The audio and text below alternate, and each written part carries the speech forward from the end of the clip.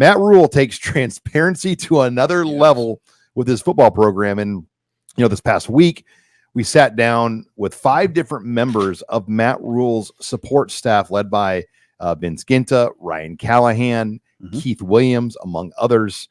And, you've covered Nebraska football a long time. There's never really been a coach that's opened the curtain up like Matt Rhule has done here over this offseason. No, there hasn't. I mean, Matt Rhule's his transparency is admirable. I think it's also valuable, and it's also informative in that I think it, Sean, correct me if I'm wrong, but I'm not wrong. It shows you that Matt Rhule is very confident in his operation. He's confident in the people that are running the operation.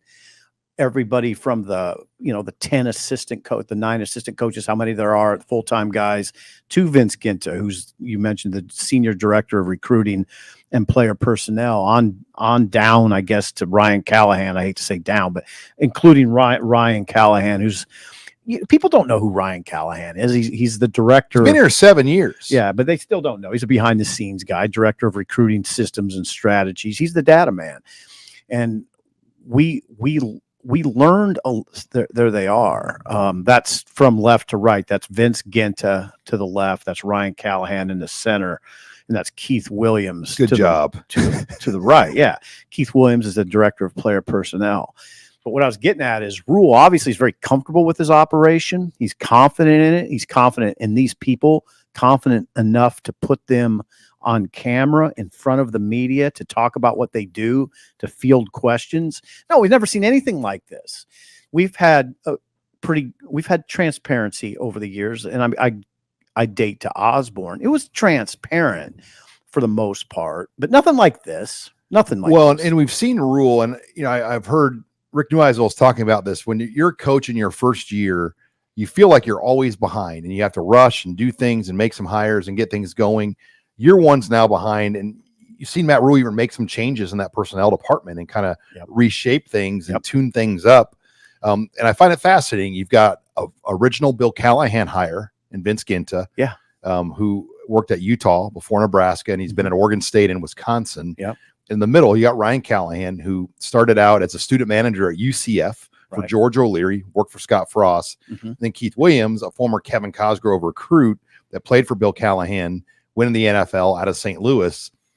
So, Rhule is open to, hey, they're not all my guys from like my tree. He's got a tree of people in that personnel department that are from various different coaches at Nebraska. And Keith Williams played for Bo Pelini. Right, he did. And so, yeah, so now people, Sean, the natural question is, okay, what did you learn? I mean, why is this valuable? It's valuable for a columnist in the off season in May, because it's material. Okay. But what did we learn? For instance, I was very interested in Avery Gossett, and she's the director of recruiting operations. So who puts together the official visits, Sean? Who's in charge of the official visits? It's Avery Gossett. So you get a chance to ask Avery Gossett, in this day and age, and you talk about this a lot, the visits that are critical occur in the summer now, June, right? It's Memorial Stadium's significance in the overall recruiting picture is somewhat diminished, because it's the visits on game days aren't what they. Well, you got to get them here as juniors then. Yeah. To a game on their own. But what Avery said that was interesting was Matt Rhule is very creative in sort of recreating the game day experience, but doing it in June. He has the recruits come through East Stadium, and there's an elaborate presentation. And when they go out on the field, there's I imagine the video boards are rolling, and there's a presentation that tries to give you an idea of what it is like on game day, even though you're in an empty stadium in June. Those are the kind of things that are very interesting to me. Well, the measurable aspect too, in the NFL kind of mindset. I mean, Matt Rhule has talked about that. Matt Rhule has a very particular way to evaluate. I mean, his style. It's track speed, it's track numbers, it's arm length, it's body length. It's things that you can't coach. Like things that God gave you that you can't make a guy longer armed, or you can't make a guy necessarily faster. And the profile player they recruit. And you saw that Baylor. I was talking to JD Piquel, who played for Matt Rhule at Baylor, and he said when Matt Rhule got his full system going, when those Baylor players eventually got to the NFL combine, they dominated the combine. Is that right? And they had tests out of the water. And, that's kind of what he's building here. I mean, if Jeremiah Charles or Jalen Lloyd and some of these guys get to that point where they're invited to the combine, they're going to test out of the water. So now here's, you heard this. I was fascinated by this, that Ryan Callahan had to put some kind of program on his phone because Rhule is constantly asking him for measurables of prospects. I mean, he almost portrayed it as being almost around the clock, where he couldn't just, okay, I'm not at my computer, coach, I can't do this right now. No, he had to move it. He had to move the information system to his phone so he can answer those questions pretty much round the clock. And do you think Matt Rhule strikes you as a guy that's like, hey, I'll get it to you in the morning, coach? No, he doesn't strike me as that guy. Get it to me in 2 minutes. Yeah. In fact, you know what? You know the way he strikes me? He strikes me like Bill Callahan. Bill Callahan, say what you want about him. He was very recruiting oriented, and they recruited at a high level during that period. He just had a couple assistants that probably brought him down a little bit, but the evolution of the spread in the Big 12 is what brought him down. Cosgrove did not have experience against those looks. No, we don't have to relive. We don't need to get all that, but we can agree that recruiting occurred at a high level under Callahan, and it was emphasized at a high level. They recruited pros. Yeah. And that's what they're trying to do. And somehow, some way, things were overthought here in recruiting the last 10 years. And some, I mean, like overthought, there's some laziness. Like Harrison Phillips. Right. Like, how do you not lock that guy up? I don't know. Joe Burrow. I don't know. A Heisman Trophy winner. Overthought it. There's a lot of that you can point to. But so this, again, Rhule has really, and we're not done, by the way. We're gonna meet with the strength staff and the nutrition. Yeah, strength and nutrition. They call it performance in a couple weeks. There's going to be more, and I can't tell you how valuable it is. You learn so much from these sessions. Yeah, you go back to our job before. There were some people that from post spring ball to fall camp would be lucky to get an interview of anything. Also, that whole period. Well, you're talking coaches now. No, like media. Oh, media. Yeah. I see what you're saying. You'd have to go in the kitchen and create meals with not much. Right. No, yet now it's to the point where he's like, all right, we're just going to give you as much info as you need to do your job. I think that's part of it. I mean, he has the fans in mind too. I mean, he wants people to see what's going on. Isn't that interesting? Because I've dealt with coaches here that it felt the opposite. They don't want you to see what's going on. It wasn't like when I go back over the head coaches, it wasn't that they weren't transparent. There's just levels of transparency. And Rhule is operating at a level of transparency that far exceeds any coach that's been here since, including Osborne and on through.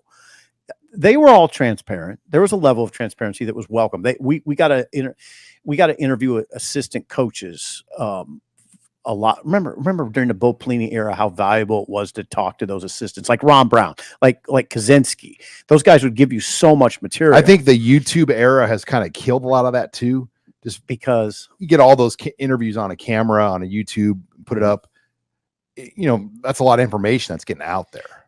I think you're right. That information was harder to get out in whole. Mm-hmm. Where now when you have these football staffs of 50 people, okay, it's Nebraska week. Watch every YouTube interview on the HuskerOnline channel of every assistant coach and player and see what you learn. If you watch all those assistant coach interviews, you're going to learn something.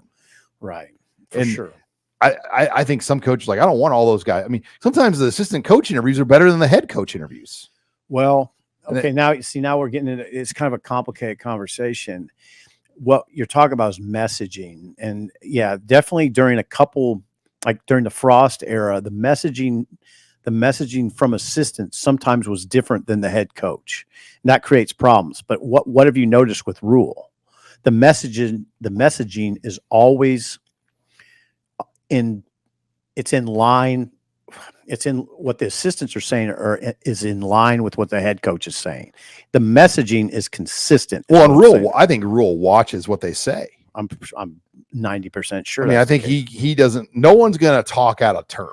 No, but it's strong leadership that when the messaging is consistent, that's strong leadership. When it's not, when it's out of whack that way, that means there's breakdowns, and we've seen it. We've seen it.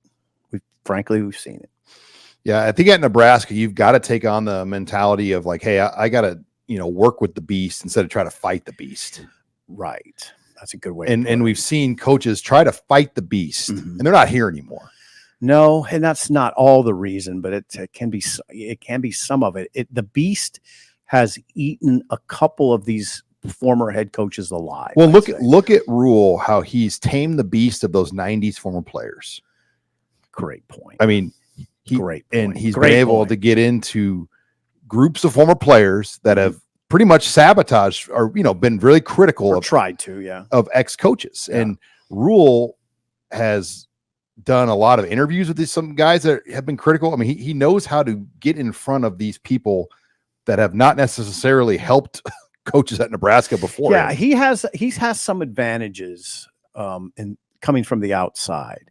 Scott, he's read all the war novels. Yeah, he has. He's read them, but he wasn't part of them. He wasn't part of the war. But he understands, like, okay, I cannot let some of these guys, control my narratives in my program. Let's face it. Frost was dragged back a little bit by prior relationships. I mean, he did, and he let it happen. Yeah, there was a real rivalry of the 94, 95 guys versus the 97 guys. Yeah.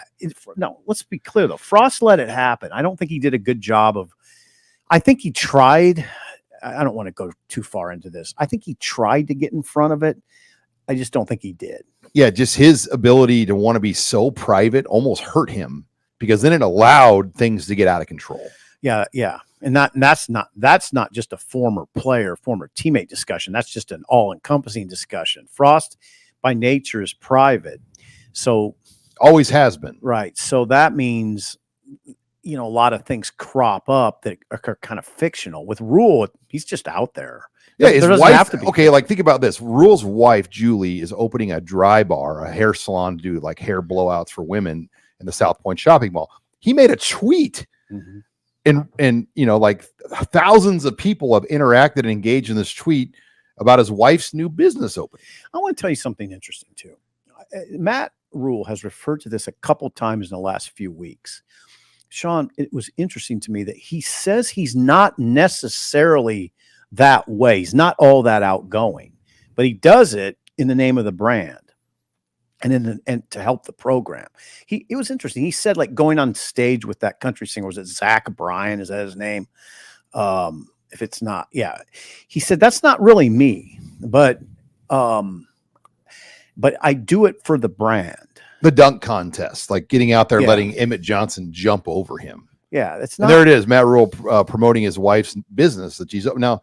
And look, this is like previous. I'm not going to name previous head coaches. Like, you didn't really see their wives have kind of a presence like this, which is fine, by the way. It's not necessarily a bad thing to keep your family in the background. You can't hide them though.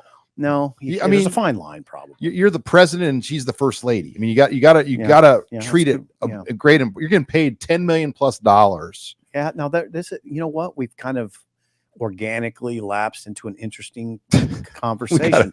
I don't know. I don't know that I totally agree with you. I don't totally disagree with you. I bet you could find coaches all over the country that have done very well where their family stayed in the background. I don't think they have to be in the forefront. But I think you want your coach to be humanized. Like, oh, he's a dad. He's got young, cute little daughters. He's got a wife. Like as a dad, you want to be like, hey, this guy's just like us. It strikes me as a conversation you have when the coach isn't winning. If he's winning, you don't care. No. Right? If you're winning 11 to 12 games a year, Sipple and Callahan aren't on the YouTube talking about whether your family should be involved. Yeah, if Lovie Smith was winning at Illinois, I don't think anybody would have cared that he was living in an apartment by himself in Champaign. No, hell no, they wouldn't care. It'd be a minor topic of conversation. But when a coach is losing, then that kind of stuff moves to the forefront.